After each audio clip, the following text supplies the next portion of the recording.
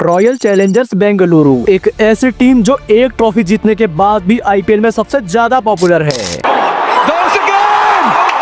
What a way to get to 100 and get the winning score too! और हो भी क्यों ना, क्योंकि ओवर द इयर्स इस टीम का जैसा फैन बेस रहा है शायद ही इनके बाद दोबारा कोई बना पाए।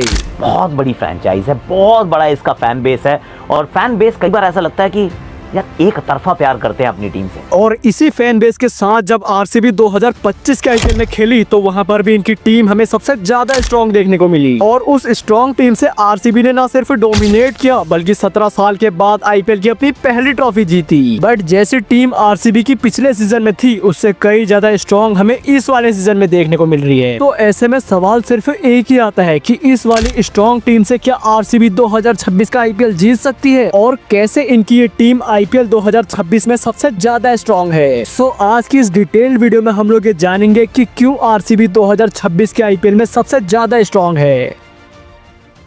सो देखो आरसीबी इस वाले सीजन में इतनी खतरनाक टीम आखिर बनी कैसे, उसे जानने से पहले हमें इनका थोड़ा सा प्रीवियस डोमिनेशन जानना पड़ेगा। तो देखो जब साल 2025 वाला ऑक्शन स्टार्ट हुआ था तो वहां पर को आरसीबी की टीम का उतना डोमिनेशन शुरुआत में नहीं था, बट जैसे ही वो वाला आईपीएल ऑक्शन हमारा एंड हुआ तो उस टाइम पे हमें आरसीबी की टीम सबसे ज्यादा स्ट्रॉन्ग देखने को मिली। इनकी बॉलिंग, बैटिंग और ऑलराउंडर सभी बिल्कुल सेट थे, बस अब देखना ये था कि आरसीबी 2025 में कैसा परफॉर्म करती है। वेल उस सीजन का पहला मैच इनका कोलकाता नाइट राइडर्स से होता है जो 2024 के आईपीएल चैंपियन थे। टीम तो केकेआर की उस सीजन में बहुत स्ट्रॉन्ग थी लेकिन आरसीबी के सामने 174 रन बनाने के बाद भी वो पूरे 7 विकेट से हार गई। अपना पहला मैच जीतने के बाद तो फिर आरसीबी कहां ही रुकने वाली थी। इसके बाद Mumbai Indians, Sunriser Hyderabad, Chennai super Kings और गुजरात टाइटंस जैसी टीम को हराकर इस टीम ने उस सीजन में न सिर्फ डोमिनेट किया बल्कि 19 पॉइंट के साथ पॉइंट टेबल में पूरे 2 पे फिनिश किया था। लेटर ऑन जब फिर आरसीबी ने क्वालिफायर 1 खेला तो वहां पर को पंजाब जैसी टीम को इन्होंने 101 रन पे ऑल आउट करके अपनी प्रॉपर बॉलिंग दिखा दी थी। और इसके बाद पंजाब जब इन्हें अगेन फाइनल के अंदर मिली तो वहां पर को पहले इन्होंने अपनी बैटिंग से डोमिनेट किया, उसके बाद अपनी बॉलिंग से इनकी कमर तोड़ के वो वाला फाइनल भी जीत लिया।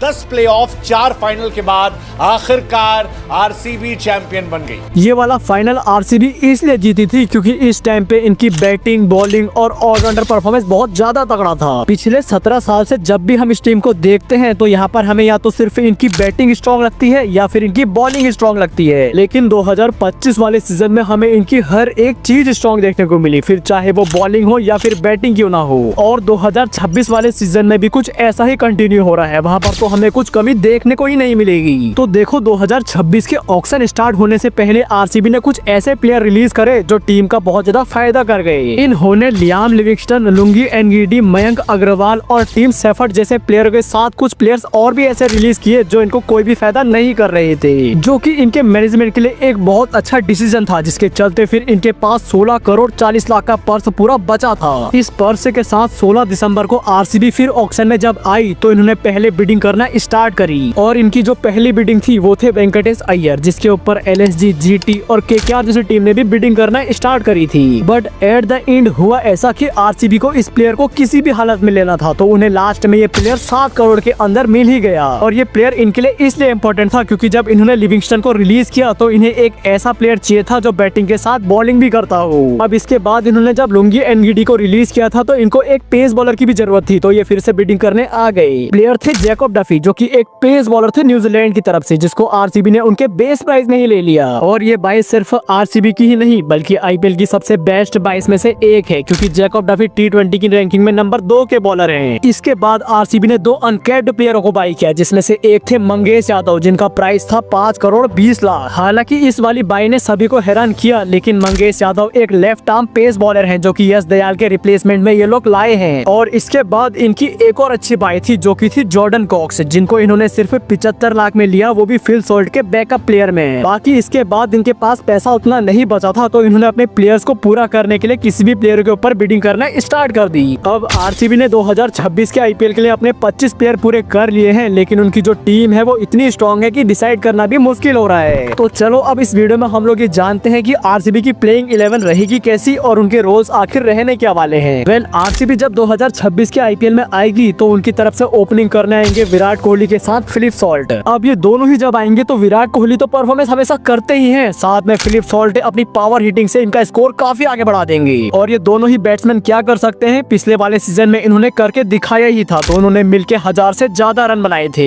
बट अगर फिलिप सॉल्ट इंजर्ड भी हो जाते हैं तो उनकी जगह पे रिप्लेस करने जैकब बैठल आएंगे, जिन्होंने पिछले सीजन में सिर्फ 2 ही मैच खेले थे और इन 2 मैचेस में इन्होंने एक में तो 50 मारी थी और ओवरऑल इनका जो स्ट्राइक रेट था वो 171 का था। देखो, अगर विराट के साथ फिलिप सॉल्ट खेलते हैं तो आरसीबी का काफी ज्यादा फायदा तो होगा ही, अगर नहीं भी खेलेंगे तो उसके बाद भी फायदा है। अब इन दोनों में से अगर कोई एक भी आउट होता है तो नंबर 3 पे बैटिंग करने आएंगे वेंकटेश अय्यर, जो एक बॉलिंग ऑलराउंडर हैं। हालांकि पिछले सीजन में इनका उतना अच्छा परफॉर्मेंस नहीं रहा था, लेकिन उससे पहले ये काफी अच्छा परफॉर्मेंस देते हुए आए हैं। और सबसे मेन बात ये है कि ये एक लेफ्ट हैंडेड बैट्समैन है जो कि आरसीबी को आके बीच में लेफ्ट राइट का कॉम्बिनेशन प्रोवाइड करेंगे। और अगर इनमें से कोई आउट फिर हो भी गया तो उसके बाद कैप्टन रजत पाटीदार आएंगे, जो कि मिडिल ओवरों में स्पिन बॉलर्स को काफी ज्यादा डोमिनेट करेंगे। और ये स्पिन को कैसे खेलते हैं आपने पिछले सीजन में तो देखा ही होगा, उसमें इन्होंने 143 के स्ट्राइक रेट से 312 रन बनाए थे। Again a drag down.